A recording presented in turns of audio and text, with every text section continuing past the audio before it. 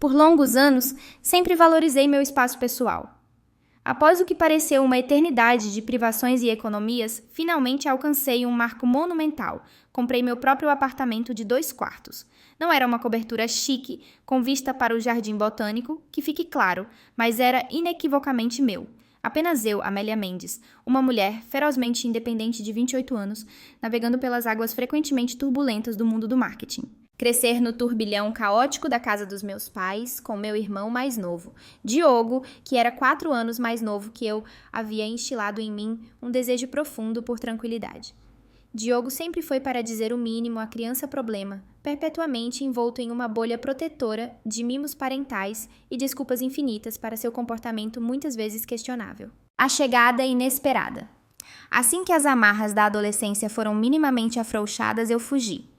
Trabalhei incansavelmente durante a faculdade impulsionada por café morno e pura determinação, e construí meticulosamente uma vida que era distintamente minha. A reforma do apartamento foi uma odisseia de 3 meses de amostras de tinta e decisões de armários, cada detalhe escolhido minuciosamente por mim, do sereno azul pálido que agora adornava as paredes da sala de estar, ao cinza elegante dos armários da cozinha e até mesmo o minúsculo jardim na varanda que prometia serenidade nas noites de sábado.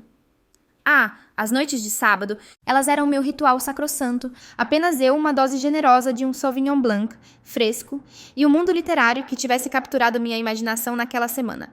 Até que, em um sábado em particular, o toque insistente e agudo da campainha estilhaçou meu santuário pacífico. Eu não estava esperando ninguém. Olhando pelo olho mágico, meu sangue gelou um pouco. Era Diogo remexendo de um pé para o outro um tique nervoso que eu conhecia muito bem. Diogo, o que diabos você está fazendo aqui? Perguntei, as palavras carregadas de uma apreensão cautelosa, enquanto eu destrancava a porta, mas deliberadamente me abstive de me afastar para oferecer-lhe entrada. Olá, Amélia.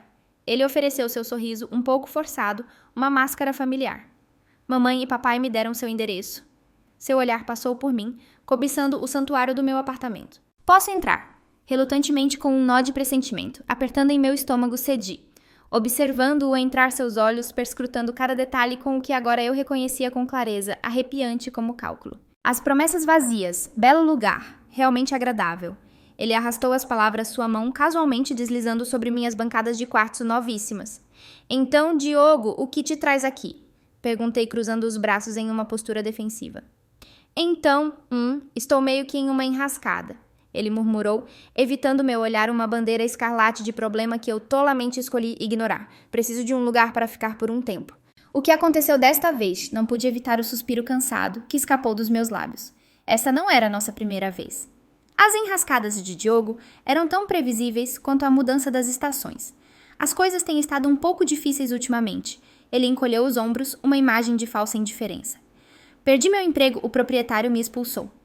Ele pontuou isso com um aceno displicente da mão, como se tais calamidades fossem meros inconvenientes que aconteciam a todos. Só preciso de 1 mês no máximo. Vou conseguir um novo trabalho, economizar e estarei fora do seu caminho antes que você perceba. Cada fibra do meu ser gritava um retumbante. Não.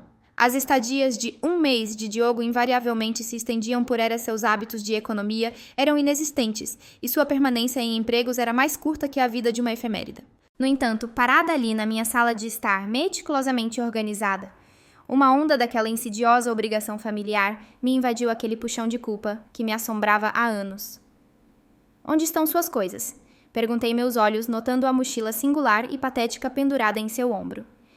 É que meu senhorio Eliú ficou com todas as minhas coisas. Aluguel atrasado e tudo mais. Pelo amor de Deus, Diogo.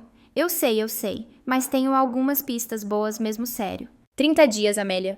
É tudo o que peço. Expirei um longo e arrastado suspiro, o gosto do arrependimento futuro já amargo em minha língua, mas o pensamento do meu próprio sangue nas ruas. Isso minou minha resolução. Tudo bem, 1 mês. O quarto de hóspedes é seu. Mas há regras. Seu rosto instantaneamente se iluminou, um lampejo daquele antigo e manipulador charme. Você é a melhor, Amélia, sério, você nem vai saber que estou aqui. A rotina desgastante. 2 semanas se arrastaram, cada dia um testemunho do notável talento de Diogo para a inércia. A caça ao emprego consistia principalmente em sessões maratonianas de videogame no celular e horas intermináveis colado à televisão enquanto eu estava fora ganhando a vida.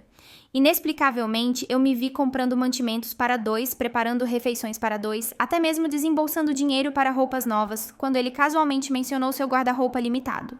Alguma sorte com a caça ao emprego? Arrisquei uma noite enquanto ele atacava vorazmente a massa que eu havia preparado com tanto esmero. Chegando perto de algumas coisas, ele murmurou entre bocadas. Tem aquele lugar no centro, tenho quase certeza de que vão me ligar a qualquer dia agora. Ofereci um aceno conciso. Anos de experiência me haviam inoculado contra suas declarações otimistas, mas não queria iniciar outra discussão infrutífera. Eu já havia enfiado notas amassadas em sua mão 2 vezes, racionalizando debilmente como ajudá-lo a ir a essas entrevistas fantasmas. Sabe, você tem uma sorte incrível por ter-me como irmã. Eu disse as palavras carregadas de uma piada cansada. A mais sortuda, ele prontamente concordou, pegando mais uma porção farta. Mamãe e papai sempre disseram que você era responsável. Thus, um mês completo se transformou na residência de Diogo, marcada por seu crescente conforto e minha diminuída paciência. Então minha chefe, a senhora Vasconcelos, me chamou em seu escritório, sua expressão séria. Amélia, precisamos de alguém em Lisboa por 1 semana. A conta Monteiro precisa de atenção séria e você é a melhor pessoa para o trabalho.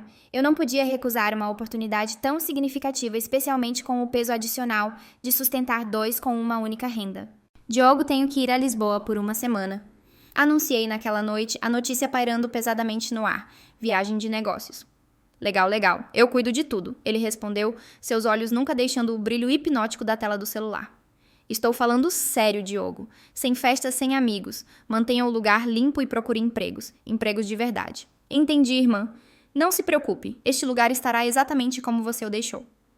Oh, a ingenuidade da esperança. Eu deveria ter sabido. Eu realmente deveria ter sabido. Ao retornar de Lisboa, a exaustão de 1 semana de trabalho intenso, agarrada a mim como um manto pesado, uma sensação inquietante permeou o apartamento no momento em que pisei na soleira. A descoberta é chocante. Não havia nada concreto que eu pudesse identificar imediatamente, apenas uma dissonância sutil, uma sensação de que as coisas estavam erradas.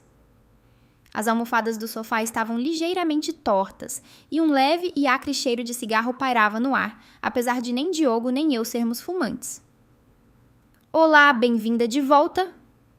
Diogo chamou da cozinha, seu tom um pouco alegre demais. Como foi a viagem? Bem, respondi, meus olhos percorrendo a sala de estar, um crescente mal-estar se instalando em meu estômago. Aconteceu algo enquanto eu estive fora. Não nada de especial. Ele respondeu um pouco rápido demais, seu olhar desviando do meu. Apenas relaxei e me candidatei a alguns empregos. Tem certeza? O lugar parece diferente. Diferente como? Ele se recusou a me olhar nos olhos. Antes que eu pudesse pressionar mais, meu celular vibrou com uma mensagem de texto. Era a senhora Oliveira, minha vizinha idosa e doce. Que bom que você voltou. Seu irmão fez uma baita festa o fim de semana todo. Ouvi convidados brindando a inauguração da casa do Diogo. Não sabia que você estava se mudando. Meu sangue gelou. Inauguração? Repeti minha voz perigosamente baixa. Diogo, sério. Seu rosto corou em um vermelho culpado enquanto ele gaguejava. Não foi uma grande festa nem nada, apenas alguns amigos. E você disse a eles que este era o seu apartamento. Cruzei os braços, observando-o contorcer-se sob meu olhar gélido. Bem, ele murmurou, passando a mão pelo cabelo perpetuamente despenteado. Eu posso ter, sabe, exagerado um pouco. Apenas disse a eles que mamãe e papai tipo me deram um lugar. Olhei para ele, o peso de sua mentira audaciosa caindo sobre mim. Ele não havia apenas invadido meu espaço. Ele o havia descaradamente reivindicado como seu. A pura petulância era assombrosa. Eu não consigo acreditar em você. Finalmente engasguei as palavras grossas de descrença e raiva. Você tem sorte de nada estar quebrado ou faltando e acredite, cada fibra do meu ser quer ligar para sua pequena comitiva e esclarecer as coisas, mas não vou. Obrigado, Amélia. Ele murmurou, um lampejo de remorso genuíno, talvez pela primeira vez cruzando suas feições. Não vai acontecer de novo. Os dias seguintes trouxeram um desenvolvimento inesperado.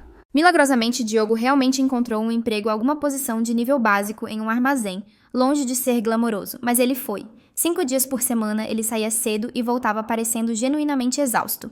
Olá, Amélia, ele disse uma noite enquanto comíamos o jantar que eu mais uma vez havia preparado. Eu sei que o mês acabou, mas... Eu poderia ficar um pouco mais. Apenas mais alguns meses. Enquanto eu sabe economizo, o aluguel está insano agora. Eu mastiguei lentamente o familiar empurra e puxa da minha consciência em guerra dentro de mim. Por um lado, ele estava trabalhando um passo monumental. Por outro, eu já havia percorrido esse caminho traiçoeiro antes. 2 meses, declarei firmemente, minha voz não deixando margem para negociação. E quero vê-lo ativamente economizando dinheiro. Com certeza, ele assentiu ansiosamente o alívio palpável. Você não vai se arrepender. O ponto de ruptura. A vida se estabeleceu em uma rotina precária. Continuei a arcar com todos os encargos financeiros, as contas dos mantimentos, o ciclo interminável de cozinhar. Diogo nunca ofereceu um centavo, mas para seu crédito ele era mais silencioso, mantinha seu quarto relativamente arrumado e se absteve de transformar meu apartamento em uma porta giratória para seus conhecidos questionáveis. Na maioria das vezes, nos cruzávamos à noite, trocando breves e superficiais atualizações sobre nossos respectivos dias. Mamãe ligava regularmente sua voz, escorrendo a aprovação sacarina. Amélia querida, estou tão incrivelmente orgulhosa de você por cuidar tão bem do seu irmão. Ela elogiava. Você está tendo uma influência tão positiva sobre ele. Papai ecoava o sentimento. Diogo finalmente está crescendo graças a você, querida. Eu queria gritar que não era mãe de Diogo, que esse senso tardio de responsabilidade deveria ter sido instilado anos atrás, mas em vez disso, ofereci um ele está bem, seco, e rapidamente mudei de assunto. 2 meses se estenderam para 3.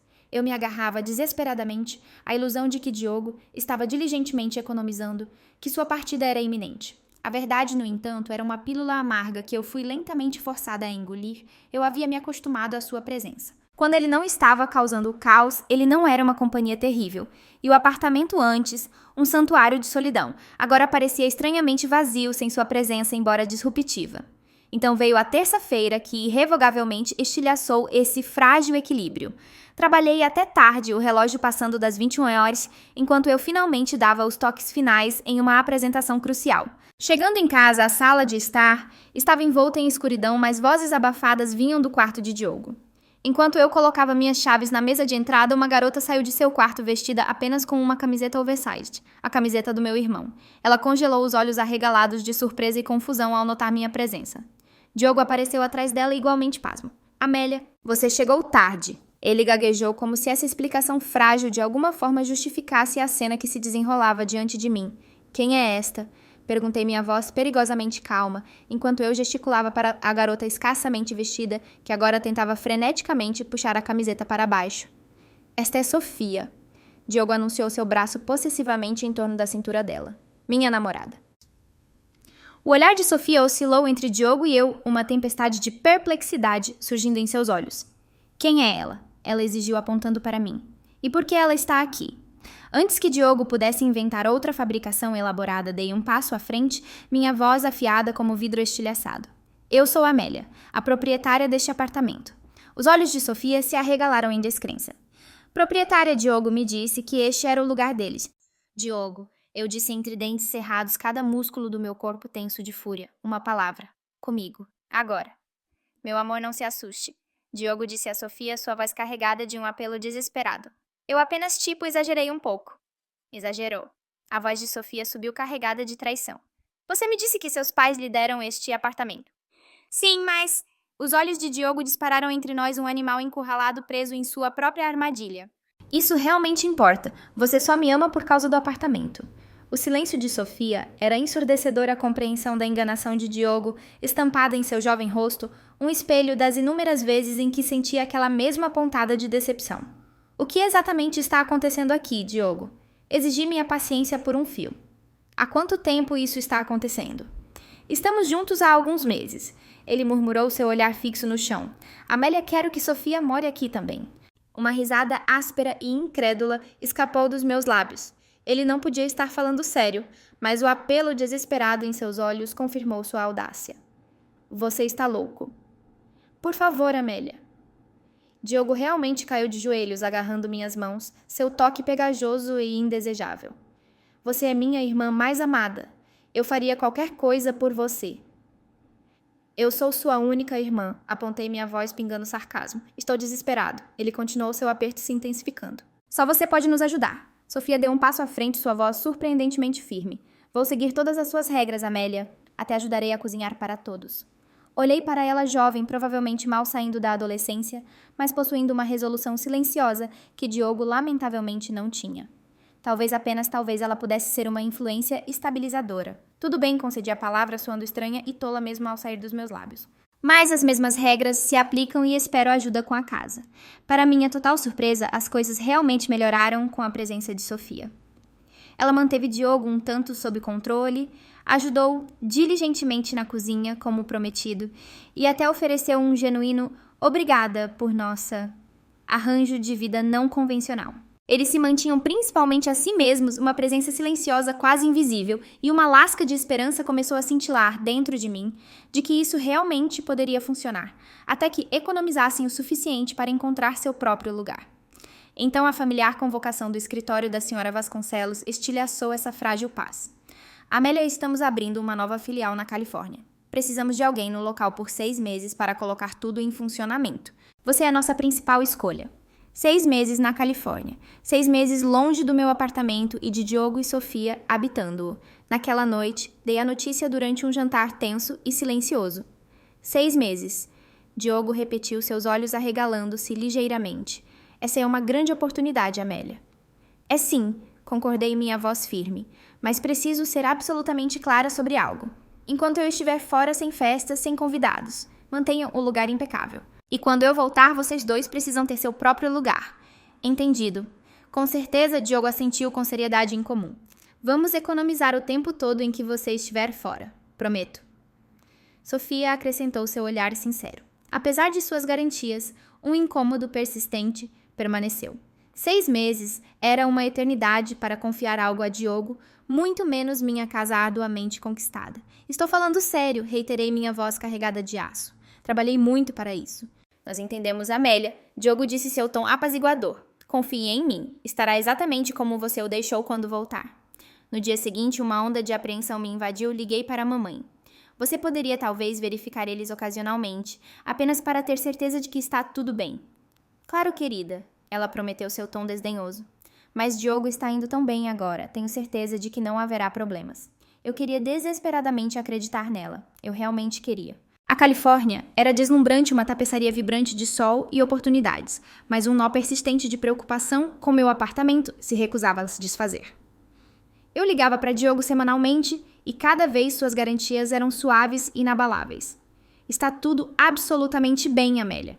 Estamos sendo super responsáveis. Ele diria às vezes, até virando a câmera do celular para oferecer um vislumbre fugaz do apartamento sempre suspeitosamente arrumado. Sofia até começou a fazer limpeza profunda nos fins de semana. Talvez eu o tivesse julgado mal, talvez ele finalmente tivesse mudado. As garantias de mamãe apenas reforçaram essa frágil esperança. Passei lá algumas vezes, querida. Ela me disse ao telefone. Ele está ótimo, Amélia. Você deveria estar muito orgulhosa. 3 meses após o início da minha missão, uma ligação chocante da minha chefe na sede jogou meu equilíbrio cuidadosamente construído no caos. Amélia, precisamos de você em São Paulo na próxima semana para algumas reuniões cruciais sobre a filial da Califórnia. Você pode vir. Claro. Respondi instantaneamente, minha mente já acelerando, planejando a logística. São Paulo era um voo direto e um rápido desvio para casa antes de voltar para a costa oeste. O pensamento acendeu um lampejo de excitação. Decidi não contar a Diogo.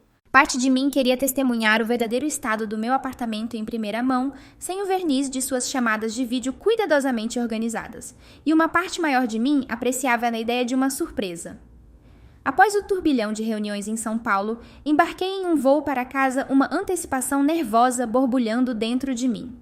Eram cerca de 15 horas quando o familiar clique da minha chave na fechadura ecoou pelo corredor silencioso. Ao entrar, congelei. 2 completos estranhos homens, que eu nunca havia visto antes, estavam esparramados no meu sofá, banhados pela luz bruxuleante da minha tela de televisão, absortos em um videogame.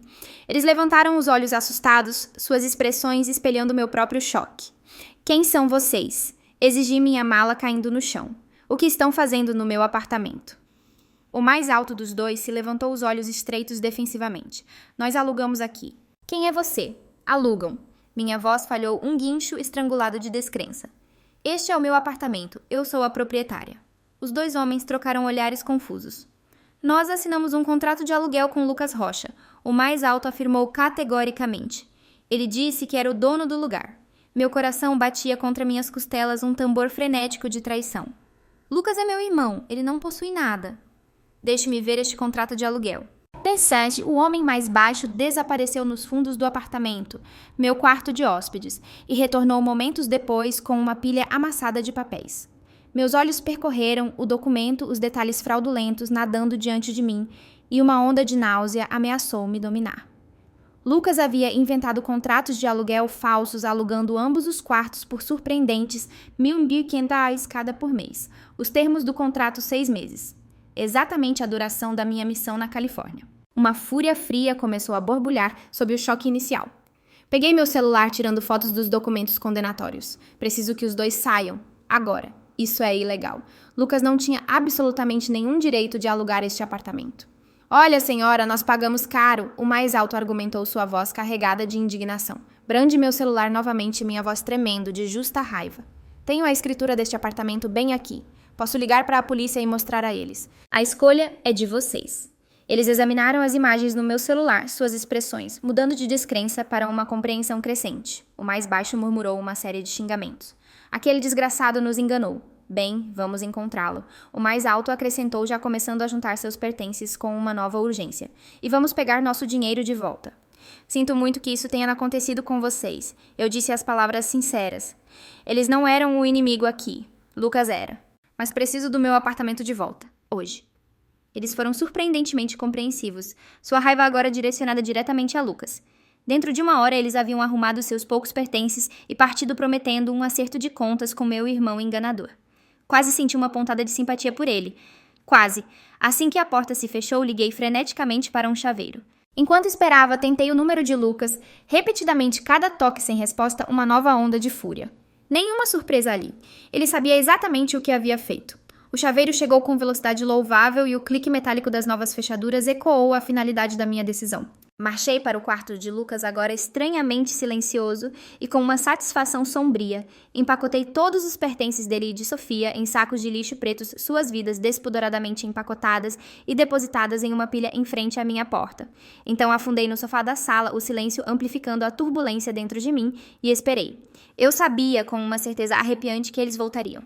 O familiar tatear na nova fechadura, seguido de murmúrios confusos e batidas insistentes, finalmente quebrou o silêncio tenso por volta das 20h17. Amélia abre a porta. A voz de Lucas, carregada de uma mistura de raiva e pânico, atravessou a madeira sólida. Que diabos, por que nossas coisas estão lá fora? Destranquei a porta, mas permaneci firmemente na soleira, bloqueando a entrada deles. Por que, Lucas, você alugou o meu apartamento? Sofia estava atrás dele, seu olhar fixo no chão, um lampejo de vergonha, pelo menos colorindo sua expressão. Foi apenas temporário. Lucas gaguejou, seus olhos disparando nervosamente. Precisávamos de algum dinheiro e você nem estava usando o lugar. Eu não estava usando, repeti, minha voz subindo em descrença. É minha casa, eu deixei você ficar aqui por pura bondade e é assim que você me paga. Íamos devolver o dinheiro. Ele tentou, sua voz carregada de desespero. Assim que você voltasse... Pare de mentir. Lucas, eu o cortei, minha voz afiada como um caco de vidro. Você está recebendo R$ 1.400 por mês há 3 meses. Isso dá 4.200. Onde está? Ele se mexeu desconfortavelmente, evitando meu olhar. Tivemos despesas. Você me roubou, Lucas. Você mentiu para mim, para aqueles caras, para todos. Amélia, por favor. Ele implorou, sua bravata desmoronando. Deixe-nos entrar. Não temos para onde ir. Não é mais problema meu. Fiquei surpresa com a calma gélida em minha própria voz. Pegue suas coisas e vá embora. Não vou sair. A voz de Lucas endureceu, um lampejo de sua antiga desafio retornando. Esta é minha casa agora também. Não, não é. E se você não sair, vou chamar a polícia e denunciá-lo por sublocar ilegalmente uma propriedade que você não possui. Também vou denunciá-lo às autoridades fiscais pela renda não declarada. O rosto de Lucas contorceu-se de raiva. Você é uma megera Amélia, sempre achando que é melhor que todo mundo. Eu sou melhor do que alguém que rouba a própria irmã, retruquei friamente. Agora pegue suas coisas e vá.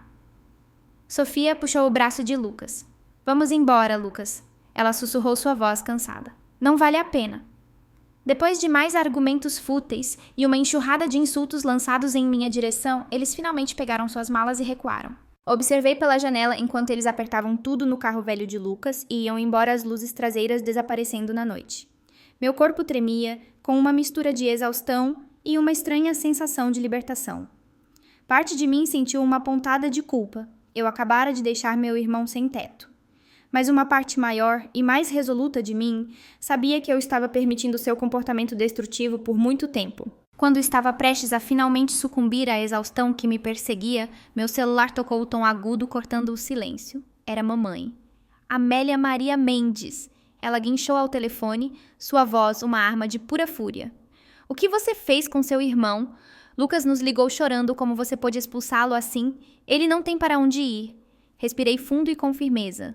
Ele por acaso mencionou porque eu expulsei mamãe? Ele mencionou ter alugado meu apartamento para completos estranhos enquanto eu estava a 6 estados de distância. Ele disse que houve algum mal-entendido sobre alguns amigos que estavam ficando. Não são amigos, mamãe. Inquilinos pagantes. Lucas estava cobrando deles R$6 cada por mês para morar no meu apartamento. Ele forjou contratos de aluguel. Ele cometeu fraude. Um silêncio atordoado pairou no ar. Então sua voz suavizou uma nota familiar de justificação rastejando. Bem, tenho certeza de que ele não quis fazer mal. Uma risada amarga escapou dos meus lábios. Claro que não. Lucas nunca quer fazer mal, não é? Ele apenas faz o que bem entende e espera que todos os outros limpem suas bagunças. Ele é seu irmão, Amélia. Família cuida de família. Eu tenho cuidado dele por meses, mamãe, retruquei minha voz subindo. Alimentando-o, abrigando-o, comprando roupas para ele. E ele me retribuiu roubando minha casa. Você sempre foi a egoísta Amélia. Ela cuspiu as palavras me atingindo com uma força inesperada, um eco cruel de anos de favoritismo sutil. Você está tentando arruinar a vida dele. Encerrei a ligação, o clique da desconexão, um pequeno ato de desafio. Muito exausta para mais discussões, desliguei o celular e me refugiei no abençoado esquecimento do sono. Na manhã seguinte, uma onda de cansaço me invadiu e liguei para o trabalho dizendo que estava doente. A primeira ordem do dia, controle de danos. Contatei um empreiteiro, sua avaliação sombria, ecoando meu próprio coração afundando. Danos causados pela água no banheiro, arranhões profundos, manchando os pisos de madeira, buracos abertos em 3 paredes. O carpete do segundo quarto precisa ser substituído. Ele resmungou sua prancheta cheia da ladainha de destruição. Os armários da cozinha estão danificados, os eletrodomésticos estão em sua maioria bem, mas a máquina de lavar louça precisa de um grande reparo. Quanto? Perguntei preparando-me para o golpe inevitável. Cerca de R$10.000 por tudo. Pode ser mais dependendo do que encontrarmos quando começarmos. R$10.000. Dinheiro que eu certamente não tinha parado em uma conta poupança. Agradeci a ele o peso de sua estimativa pressionando-me e depois que ele saiu disquei o número da minha mãe. Como ela não atendeu, deixei um recado seco na caixa postal. Mamãe, tive um empreiteiro para ver o apartamento. Os danos que Lucas e seus amigos causaram custarão R$10.000 para consertar. Ele tem 1 semana para me pagar. Se não o fizer, vou denunciá-lo à polícia e às autoridades fiscais. Não estou brincando. 3 dias depois, meus pais estavam à minha porta, seus rostos marcados por uma mistura de preocupação e ressentimento. A expressão do papai era sombria, os olhos da mamãe estavam avermelhados e inchados. Eu me afastei um convite silencioso para entrar nos escombros da ocupação de Lucas. O olhar da mamãe varreu a sala de estar absorvendo os sinais reveladores de negligência e abuso. Trouxemos isso, papai disse sua voz monótona, enquanto me entregava um envelope grosso. Dentro um cheque administrativo de R$10.000. Vendemos algumas ações. Mamãe explicou brevemente seu tom desprovido de emoção. Para cobrir os danos. Lucas deveria estar pagando por isso. Declarei a injustiça queimando em meu estômago. Ele não tem o dinheiro. Papai respondeu sua voz, não deixando margem para discussão. Eu sabia que era verdade. Retruquei os anos de permissividade piscando diante dos meus olhos. Lucas nunca tem dinheiro porque nunca enfrenta as consequências. Alguém sempre o salva. Estamos ajudando nosso filho Amélia. Mamãe estalou sua voz carregada de uma defensividade afiada. Algo que você claramente não entende. A ajudar mamãe e a permitir. Rebati minha voz tremendo ligeiramente. O rosto da mamãe endureceu seus olhos frios. Bem, você deixou sua posição clara. Acho que você não faz mais parte desta família. As palavras me atingiram como um golpe físico, um rompimento nítido e brutal. Olhei para eles, essas pessoas que me criaram, mas que nunca me viram de verdade, seu foco perpetuamente fixo em Lucas, suas desculpas para o comportamento dele intermináveis. Acho que vocês deveriam ir, eu disse baixinho as palavras pesadas de uma profunda tristeza. Eles partiram sem mais uma palavra, o cheque de R$ 10.000 sobre o meu balcão, um símbolo tangível de suas prioridades distorcidas. Considere rasgá-lo um ato desafiador de autopreservação, mas a pragmática em mim sabia que eu precisava desesperadamente dele para os reparos. Semanas se transformaram em meses pontuadas por um silêncio ensurdecedor da minha família. Tirei um tempo do trabalho, um retiro necessário, para supervisionar os meticulosos reparos em meu apartamento devastado, apagando lentamente a evidência física da traição de Lucas. Tentei banir as palavras cruéis da mamãe da minha mente, mas elas persistiam, uma dor persistente em meu coração. 2 meses após a visita dos meus pais, meu telefone tocou. O número desconhecido acendeu um lampejo de apreensão. Era a senhora Cabral, a vizinha dos meus pais, uma senhora doce e idosa, que me viu crescer, e com quem sempre mantive uma conexão calorosa. Amélia, querida, como vai você? Sua voz familiar e reconfortante trouxe um pequeno e hesitante sorriso ao meu rosto. Estou bem, senhora. Cabral, como a senhora está? Bem querida, embora eu não possa dizer o mesmo para seus pais hoje em dia. Pobres coitados. Meu coração afundou. O que a senhora quer dizer? Bem odeio fofocar, querida. Ela disse, embora ambas soubéssemos que um pouco de notícias da vizinhança era praticamente moeda corrente. Mas aquele seu irmão e a namorada dele têm causado uma grande comoção. Festas a toda hora, gente estranha indo e vindo. Seu pai estava lá fora gritando com Lucas ontem mesmo para abaixar a música às 3 da tarde. Lamento tanto ouvir isso. Eu disse, uma onda genuína de preocupação me invadindo. Tem mais, querida? A senhora Cabral continuou, sua voz baixando conspiratoriamente. Seu pai perguntou ao meu Roberto, você se lembra do Roberto, ele é advogado, sobre procedimentos de despejo. Uma inspiração ofegante. Eles estão tentando descobrir como despejar legalmente o próprio filho de sua casa. Você pode imaginar ter que despejar seu próprio filho. Uma onda de emoções conflitantes me invadiu. Uma sombria satisfação misturada com uma profunda tristeza. Isso deve ser incrivelmente difícil para eles, murmurei. Sua mãe está um caco por causa disso, querida. Eu a vejo sentada sozinha no jardim, às vezes apenas olhando para o nada. Levei uma caçarola na semana passada, mas acho que eles não estão comendo muito. Depois de agradecer à senhora Cabral por sua ligação inesperada e prometer visitá-la em breve, afundei em meu sofá, recém-reformado, o silêncio do meu apartamento, um contraste marcante com a turbulência que ela havia descrito. Uma pequena e mesquinha parte de mim sentiu um frio senso de vindicação. Viu, eu queria gritar para meus pais ausentes. É isso que acontece quando vocês o permitem. Mas a emoção dominante era uma tristeza cansada. Eles estavam na casa dos 60 uma época para desfrutar tranquilamente, mas ainda estavam emaranhados na teia do caos de Lucas. Por um breve momento, considerei ligar para eles oferecendo algum tipo de apoio. Mas o que eu poderia dizer, Lucas não me ouviria, e meus pais haviam deixado suas lealdades dolorosamente claras. Esta não era mais a minha batalha. As semanas seguintes se tornaram um borrão de trabalho, uma distração bem-vinda. Mergulhei em projetos, ficando até tarde no escritório, encontrando um estranho conforto na agenda exigente. Meu apartamento estava em silêncio, novamente apenas eu. Exatamente como eu costumava gostar. Ou como eu achava que gostava. Às vezes agora o silêncio parecia pesado demais. Então, em uma tarde de domingo comum, o zumbido insistente da minha campainha quebrou o silêncio. Eu não estava esperando ninguém, e por um segundo fugaz e irracional, meu coração saltou com uma onda de ansiedade. Seria Lucas novamente, olhei pelo olho mágico. Minha mãe estava lá sozinha, parecendo menor e mais frágil do que eu me lembrava. Abri a porta, mas hesitei antes de oferecer um convite. Amélia, ela disse, sua voz mais suave do que eu a ouvia em meses. Você parece bem. Obrigado, respondi, meu tom cauteloso. O que você quer? Ela se encolheu com minha franqueza. Posso entrar, por favor? Hesitei por um longo momento, os anos de história complicada pairando entre nós. Então, relutantemente, me afastei.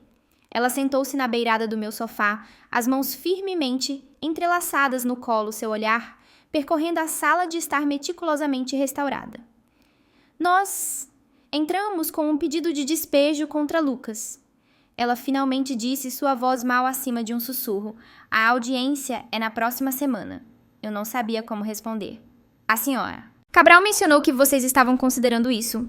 Eu deveria ter te ouvido antes, Amélia. Ela disse, simplesmente, seus olhos finalmente encontrando os meus, um lampejo de arrependimento cru em suas profundezas. Você estava certa sobre ele. Sentamos em um silêncio pesado, anos de dinâmicas familiares, emaranhadas pairando palpavelmente no ar. Sinto sua falta, Amélia. Ela finalmente confessou sua voz embargada por lágrimas não derramadas. Nós dois sentimos. Eu também sinto sua falta, mamãe. Admiti a dor há muito adormecida em meu coração ressurgindo. Você viria para o jantar na próxima semana, depois da audiência? Um pequeno e hesitante sorriso tocou seus lábios. Eu gostaria muito, Amélia.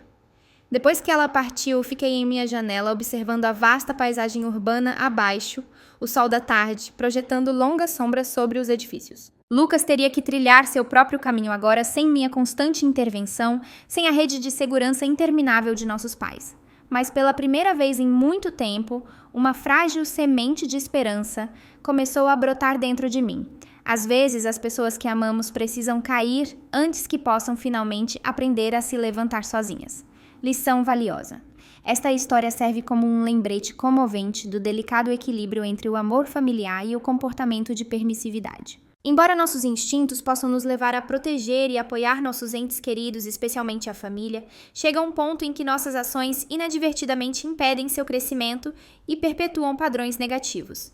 Estabelecer limites, embora difícil, pode ser, em última análise, o ato mais compassivo, permitindo que os indivíduos enfrentem as consequências de suas escolhas e promovendo a verdadeira autossuficiência. Também destaca a importância de reconhecer e valorizar o próprio bem-estar e os limites pessoais, mesmo dentro do contexto das obrigações familiares. Quais são seus pensamentos sobre as ações de Amélia?